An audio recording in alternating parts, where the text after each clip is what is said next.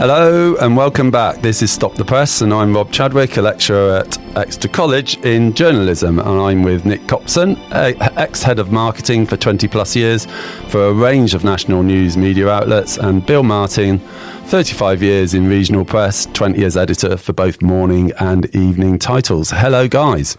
Hello Rob. Hello Bill. Nice to see you again.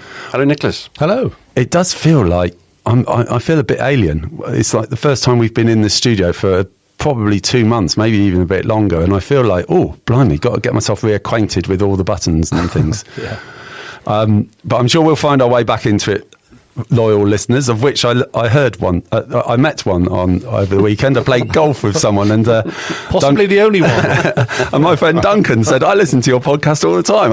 I fell off my chair in the pub and thanked him profusely for being remotely interested. So thank you to Duncan, and we'll give individual shout outs to anyone we meet who says that they listen to the podcast from now on, because we can. So this week's topic is a kind of catch up on what's gone on over the summer, and then we'll see where we go from there. So wanted to start with, the summer is normally called the silly season in journalism. So let's start off by defining what the silly season is. Go on, Bill, tell us what the silly season is. Well, silly season used to be, classically the summer holidays or the Christmas holidays, or to a lesser extent the Easter holidays, when the great decision makers in all walks of life would all go off to their villas in Tuscany or wherever they go on holiday, or down to Cornwall, and there just in Donald Trump's case, over to the Cotswolds. Yeah.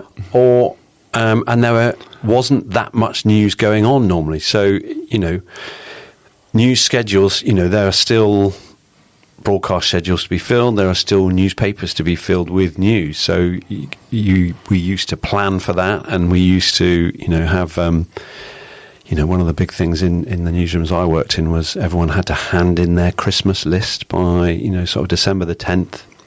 So we could then pick what are the ideas on the Christmas list we would do to get us through the Christmas period, when not only was half the world on holiday, but half the newsroom would be on holiday as well, or hoping to be, not working. So the silly season, you tend to see, and the summer, it used to be the silliest of them all because it's much longer than all the others. So you've got 6 weeks basically of no proper news, when the newspapers still have to come out, and it's the pages after, sort of pages 1 to 5. I mean, classically, down in Devon and Cornwall, we'd fill up pages 1 to 5 with news about, tourists falling into the sea or whatever.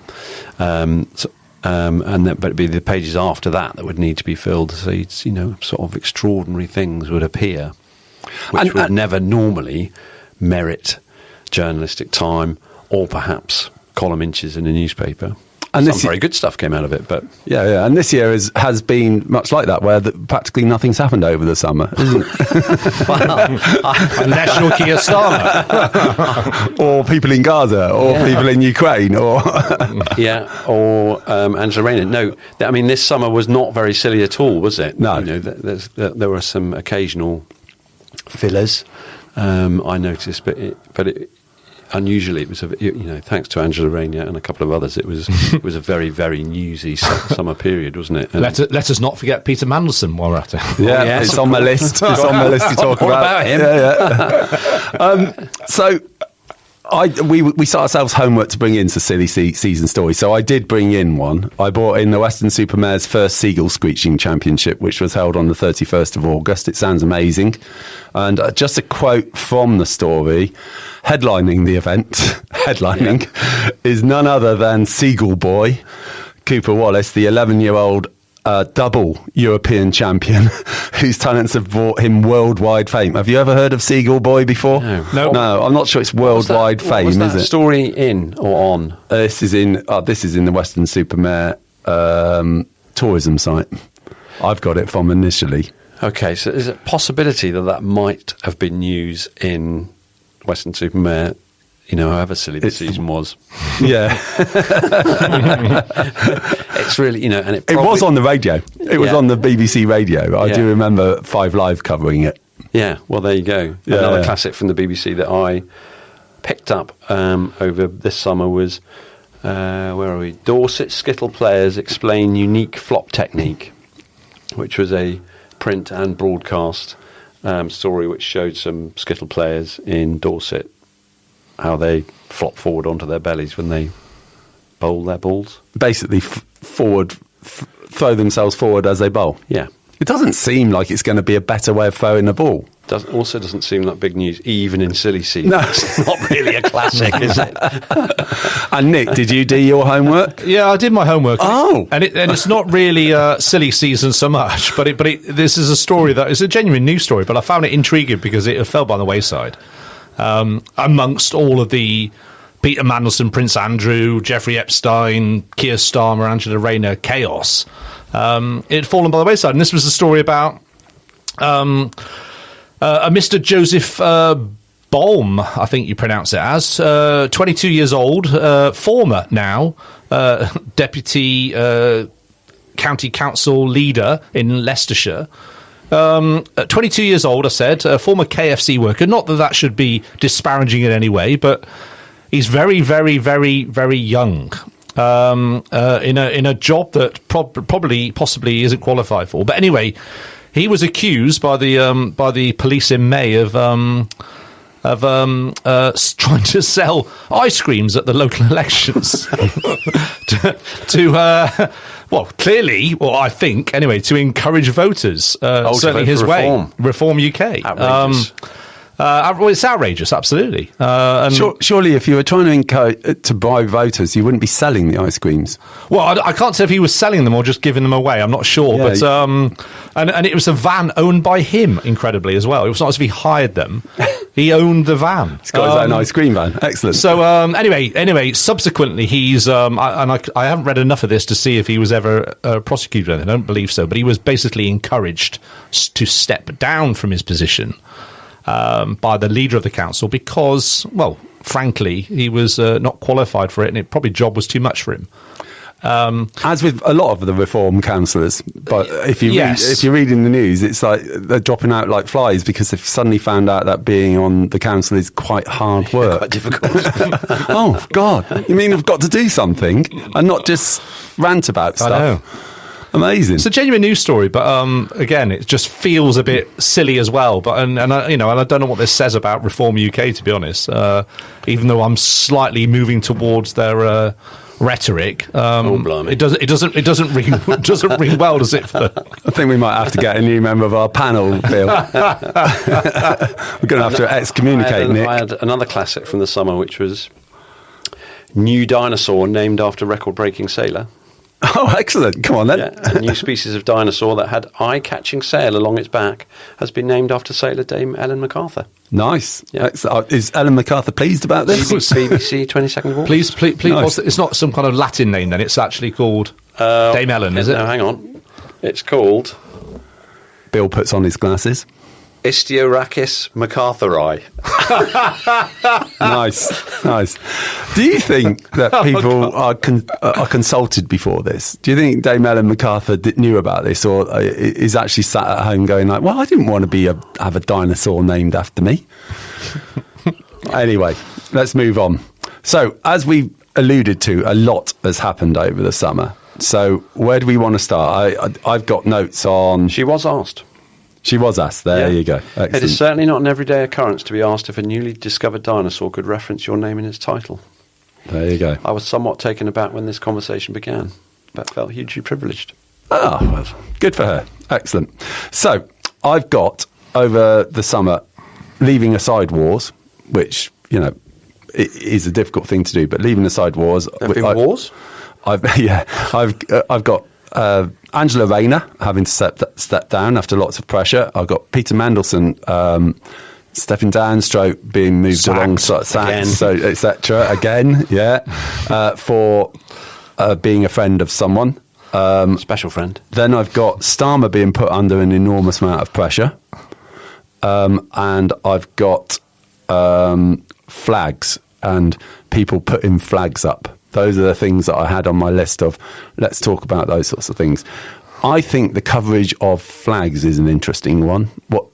You know what I'm talking about? Yeah. Lots of working class people have put up St George's flags and Union Jacks, and the liberal media has gone into overdrive in outrage, and the right-wing media have gone into, this is great, this is patriotic. What do we think in terms of the coverage of flags? I'm not sure the liberal media has gone into outrage as you portray it.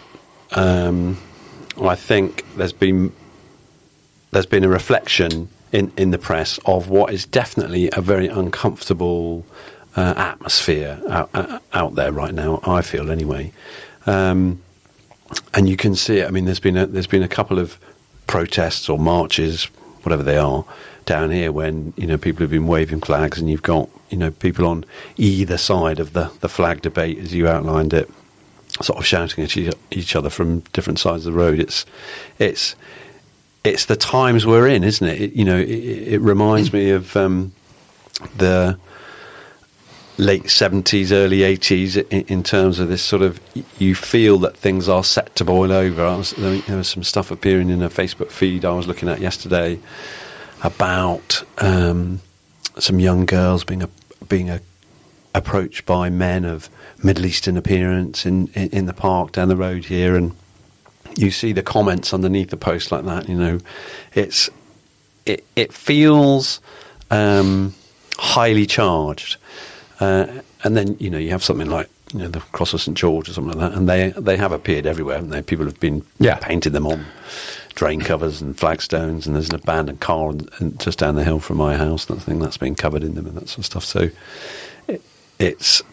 I don't think it's a media thing. I think there's an atmosphere in society right now. I think there is. There's an atmosphere, and there is a potential pressure cooker. I don't think it will ever get to that, because I think we're British, and it's not how we generally behave, right? But there is the potential for a pressure cooker, and it feels like, to me, I don't think the government know how to balance it between supporting patriotism and some level of inclusivity. I don't think they know how to balance that.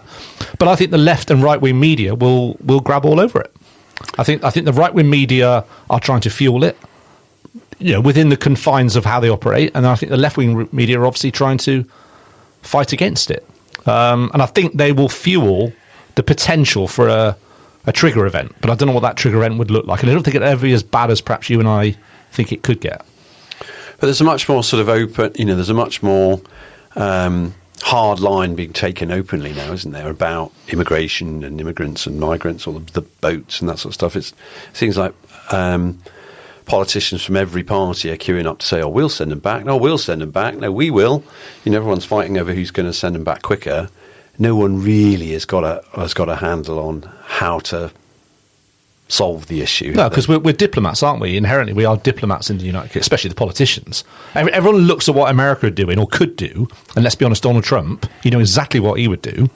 There'd be some kind of barricade up on either the French side or the English side, and there'd be warships in the Channel.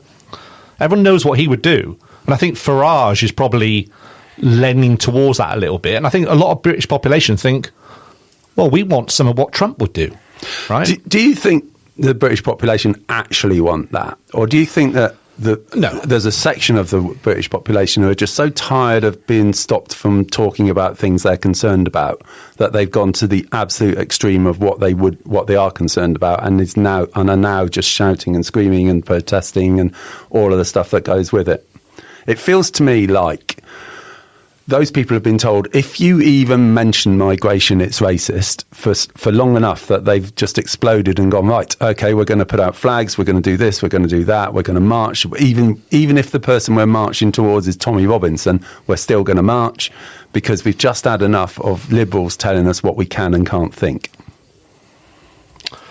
I think the problem is, there's a bit of that, Rob. I think there is. There is a lot of liberals. People are sick of hearing from the liberals. The last 20 years, they've encroached into, let's say, the right-wing world. Well, much. Every government we've had since, correct, like the early 90s is a liberal government, basically. Exactly. So I think there's a lot of that. But I think the other thing is there's a potential pressure cooker again, because the economy is heading towards the toilet again, right? We've got a budget coming up. There's a potential, from what I read, of about a worldwide economic stock market crash.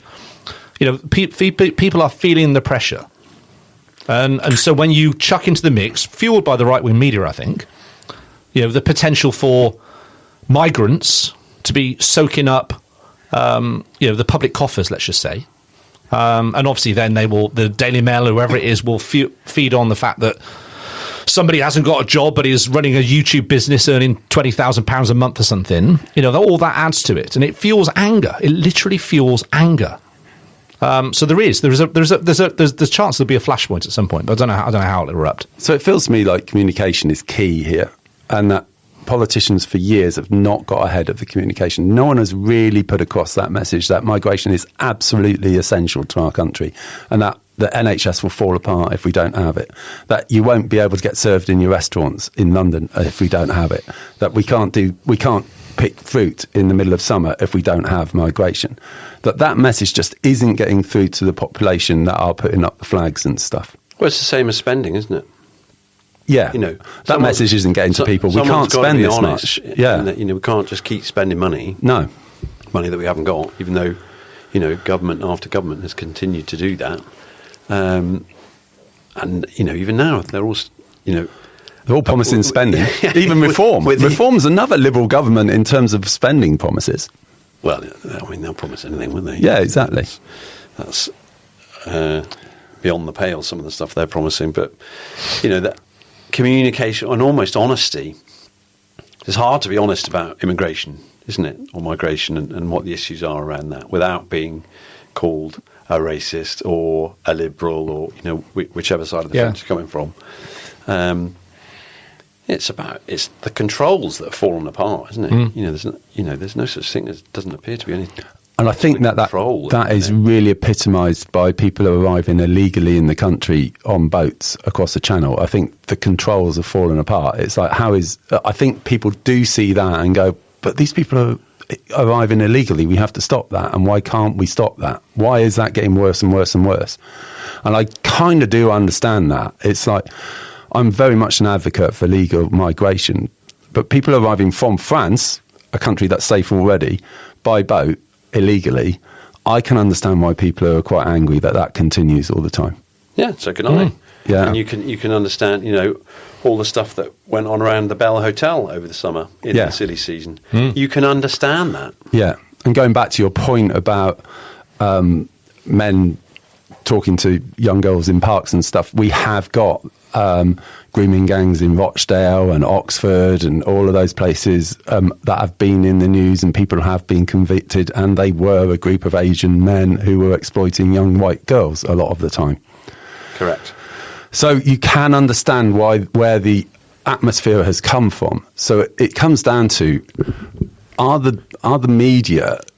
is the media responsibility there to be a little bit more level-headed and to try and kind of cover things in a way that doesn't make things worse, or is it to reflect their audience's concerns? So are the Express right to sort of pump up and make it worse? Are the Guardian right to minimise and say that actually, everything's absolutely fine and that migrants do nothing but add positive things to the country? Well, I've said it before, I think it's always about balance, isn't it? And I don't think, the role of an editor on whether it's a paper or a website, the editor will decide where they want to lead. I have a slight issue, I think, with any publication or platform which is simply, which is angling the news solely based around the views of what it thinks its audience is. For example, GB News or the Daily Mail, or you name it. Most of them, to be honest, these days, isn't there? Yeah. Which is why, when we've talked about it before, I've always thought that the BBC has been the more level-headed coverage. Lots of people disagree with me about that. That doesn't really matter, but I think the media has a responsibility to report and uncover and actually try and shine a light on whatever the abuses are or the wrongs and rights, things like that. And lots of the media do that very effectively, don't they? So sometimes I think the Express easy headline, Reeves is going to rob your pension. It's almost every Monday that one comes out, isn't it? and you sort of think, I mean, we're all coming up to our pensions. It feels a aren't we? bit easy. Yeah. We're all coming up to our pensions, and I don't think any of us would say that the triple lock is a good idea, would we? I mean, even after I've retired, I think I'd still say this seems like it's a bit of an extravagance when we're totally skint. Well, I read a interesting piece over the weekend, an interview with Mick Hucknall. Oh yeah, I glanced at it. Yeah, which of course was headlined over his legendary womanising appetite for women. Yeah. Which he doesn't deny, to be honest. But he sort of says, "Listen, I was a ginger kid. I was bullied at school, and suddenly." I became quite popular. So, but he was briefly sort of talking about his politics, and he said he was a Labour supporter and had been. He said he was surprised. He was ready to pay a little bit more income tax. He was like sort of, come on, where is it? That's easy for him to say, isn't it? Because he's extremely well off. But that is the point. Maybe we should. Maybe there is a tranche of rich people out there who will pay a bit more income tax, and that's great. But that's not going to solve the problem. We do need to spend a lot less money. We can't just charge richer people a bit more money and then give out a bit more to the other people. Again, it seems it's about control, isn't it? It seems to have the other problem with that is that the rich people, if she is going to do that, I don't know if she is, but if she is, then the rich people will, if you're super rich, you'll just piss off. Yeah, you'll just go somewhere else. You'll take your money somewhere else. That'll backfire probably. Depending on what the rise is, if it's 5%, then a lot will hang around because it's like, well, never mind. But if you end up getting up to the 80% and stuff that was mooted in the 70s and stuff, you'd just lose loads of people from the country. Basically, you would. People are very mobile nowadays. They don't even need to move where they're living. They just need to move around their affairs, don't they? Yeah. So going back to the bias coverage and stuff, I thought the Rayner coverage was really interesting. Mandelson, everyone seemed to agree on that, basically he shouldn't have been in the job in the first place, and actually this was an accident waiting to happen because he'd already been sacked from government jobs a couple of times and it was going to happen. Embarrassing. Yeah. But the Rayner thing was interesting because The Guardian and the Observer and co all said, well, nothing to see here, so what, let's move on. And all the right-wing papers were, this is terrible, this is an absolute shoddy nightmare, etc., etc. And there were facts there, and the facts were that she had done this thing around housing, and like she's a housing minister, and that she had tried to avoid telling the truth as well. And so surely The Guardian and the Observer at that point should have also been saying, yeah, it's a fair cop. Well, they should if they didn't. I read some pieces saying, she's done whatever she's done is no worse than what Farage has done, or but it doesn't really matter, does it? Yeah. I mean, bottom line was she was Deputy Prime Minister. Yeah. She was in charge of solving the housing crisis in the UK. She was the most outspoken, and rightly so. She was right when she was talking about Tory sleaze and propriety in government and all that sort of stuff. So for her to be caught underpaying tax on her second home in Brighton, I just wonder who's advising these guys. If I was advising, I'd say, look, don't buy a house in Brighton right now. I know. This story, of you, single mum, had a child when you were pregnant at 16, you've grown up. It's really powerful. So please don't go and live in a seaside penthouse in Brighton right now. Do that after we've had our time in power. I don't get it. It doesn't really matter what the indiscretion was, really, from my point of view, or anybody's point of view, really. I think I've got no intention to be a politician, but if I did, and if I wanted to be, or could be, I would make sure I was skeletons. Well, that's another reason why I couldn't be a politician. There's no chance for me. That's out of the question. But I think this is my point: is that you've got to live a squeaky clean life. If you're going to be in that role, you can't do anything underhand whatsoever, in the slightest indiscretion. Right? You've got to live like a political saint, if that's possible. Right? And clearly for Angela Rayner, it wasn't possible. Right? And she'll have a team. I mean, like a squad of advisors around her. Advisor on PR and policy and ethics and the whole lot. What to wear, exactly. Yeah. And somebody either picked up on that and didn't advise her correctly. She had to go. If she'd have underpaid £2,000 in tax, that'd be one thing, right? But she'd still have to go. Yeah, I mean, I think I've talked about this before. I do worry that we're creating an environment where no one will want to be an MP anymore. If we're saying you have to be completely squeaky clean, it's like surely a bit of lived experience is probably a good thing. I think fraud on your housing is not a good thing when you're a housing minister. Don't get me wrong, but I think there's a difference between that and not being completely squeaky clean. I think people need to be able... So I was uncomfortable, although, Mandelson was going to go, whatever, but I was uncomfortable with him sending a letter of support to someone he considered a friend without necessarily meeting that person at that time, being something that, right, well, he's got to go. I just felt like, okay, so Jeffrey Epstein was a terrible person, but just to say in an email, I support you, well, when you've been sent to prison, is not, that doesn't feel a terrible thing to do. This was a friend of his that he said he would support in prison. That doesn't feel a terrible thing to do to me. Yeah, but he wasn't sent to prison for stealing apples, was he? I know, but Mandelson again wasn't involved in any of that stuff. And we know he wasn't involved in any of that stuff. It does feel we've got to this point where anyone who's even met Epstein at any point in their lives, apart from Donald Trump, is persona non grata, and that just seems wrong to me. I'd agree with that, Rob. I would, right? But Starmer had to do the right thing there, which was bin him off, right? Because it would have dragged down his power and his seat even further than it already has this summer. To be honest, he just can't allow it, and mainly because the media would be all over him, like a fly on poo, wouldn't they?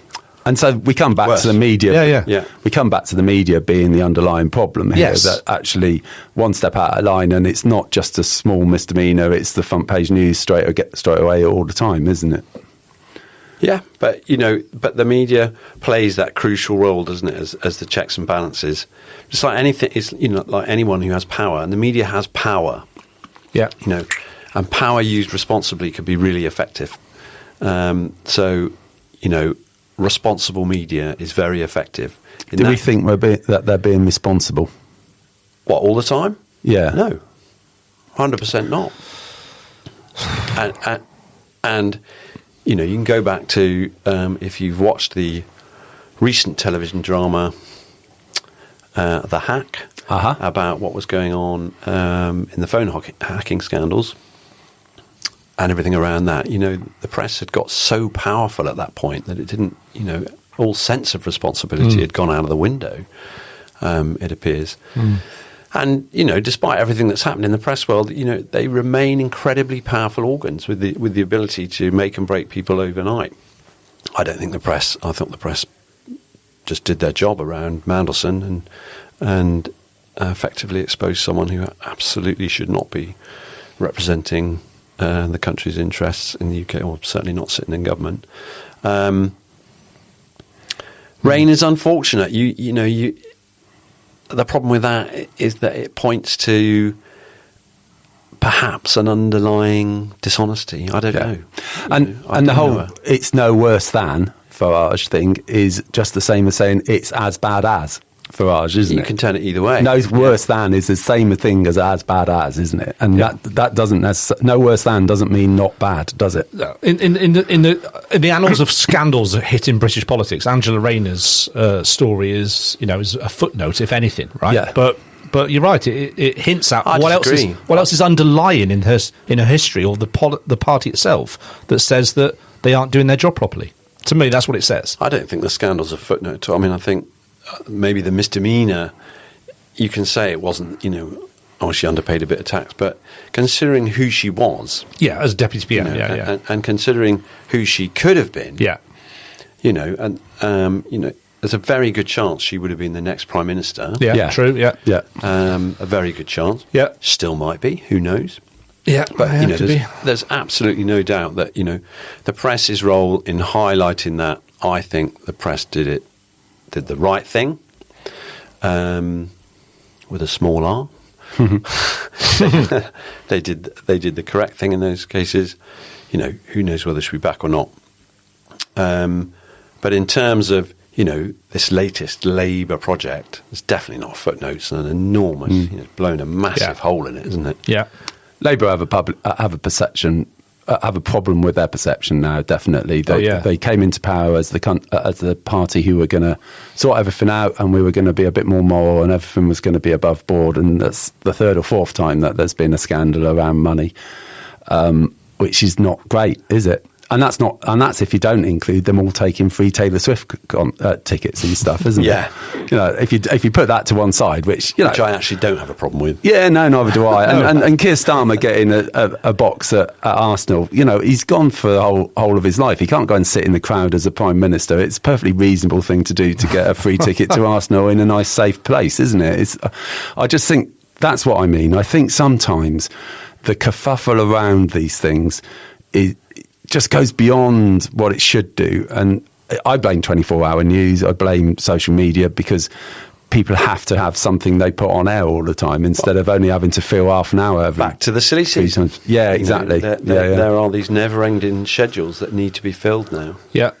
So any small thing becomes something, oh, great, well, we'll do 2 days on that then.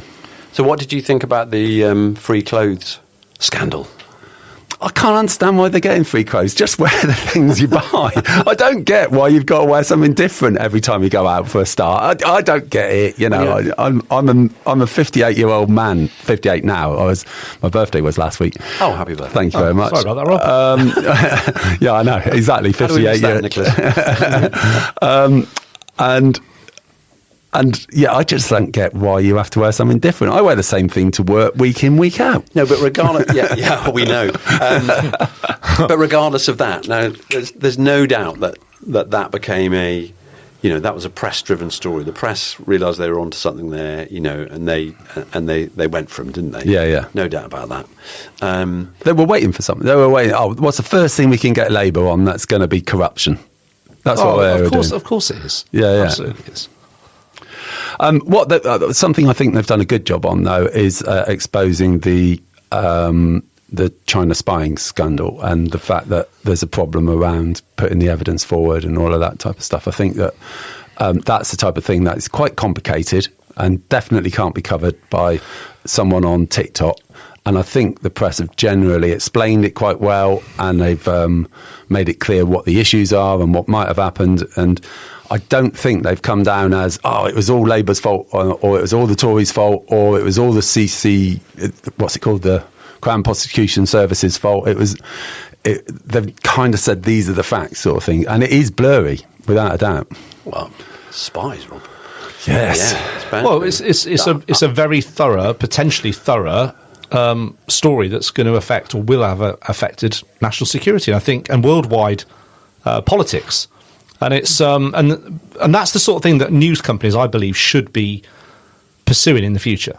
Yeah, right? I mean, we've debated long and hard about it's a proper investigation. Correct. Who's going to pay for that, and so on, and who's going to want to listen to it and read it and watch it. But I'd rather see that than I'd see, to your point, journos hounding politicians out of power for the pursuit of clicks. Yeah, I'd rather see that. I'd rather see those qualifications and that journalistic nous used for that endeavour, rather than simply finding anything wrong they can in a politician. That's essentially what it is. You're right. As soon as Labour comes into power, they were all over them, right? And just like if Farage ever gets into power, they'll be all over him before he even gets into power. Thank God. Well, correct. Possibly. And he'll have some massive bloody skeletons in his press closet. will be very important. I know. But, the job will be getting him out now. The thing is, Farage will take the Trump model. He'll just say, yeah, so what? He will, yeah. And actually sometimes I think that probably is the best way of dealing with it. Well, sometimes it's the only way. Yeah. Isn't it? It's the only way. Yeah, I did that. Yeah, so what? Yeah, if there's, if you are aiming to change the world or to change the country or something like that, you're going to have to take some flack along the way, aren't you? Without a doubt, yeah. We've gone over our usual half an hour, and we've not even mentioned Prince Andrew and Epstein and the latest on all of that stuff. So well done us. It's like everyone else is talking about it, and we've completely ignored it. That's yet to evolve. Leave that for a future episode. Yeah, maybe that's next week's episode or something. Or are we just bored of that now? I must admit, I kind of looked at it and I thought, go away. Yeah. It's a good note to end on, actually. So it's a Friday evening, wasn't it? I'm trying to remember where I was. But I got a notification on my watch, breaking news, and it was, Prince Andrew. And I actually said out loud, "Oh my God, Prince Andrew has renounced his Duke of York title," whatever it was. And then you're sort of like, well, and? So what? Yeah. It's actually a complete non-story, isn't it? Exactly. Apparently, I'm not even sure constitutionally it's a big story, but... Yeah. He's 150th in line for the phone nowadays anyway. Who cares, honestly? I think I'm just intrigued just to see what actually will come out of it, though. I mean, in terms of his royal connection, that's obviously cooked goose, isn't it? But I feel like what else is going to come out in the story? And what is Sarah Ferguson? Because that's how we now refer to her, of course. Fergie? Is she going to stand by her ex-husband, which she has done for a long time, clearly, or is she now going to distance himself as well? Or are the two going to distance themselves from each other? I think what's going to happen there? She's as embroiled with Epstein as he was. I know, but that's what I mean. Are they going to try and stick the knife into each other? I don't think they'll do I that. thought that email, "We'll play some more soon," that was Grim, wasn't it? Yeah. It's really grim. That's a good way to finish the episode, isn't it? Everybody, thanks for listening. That's a positive note. We'll see you next time. Bye. Bye-bye.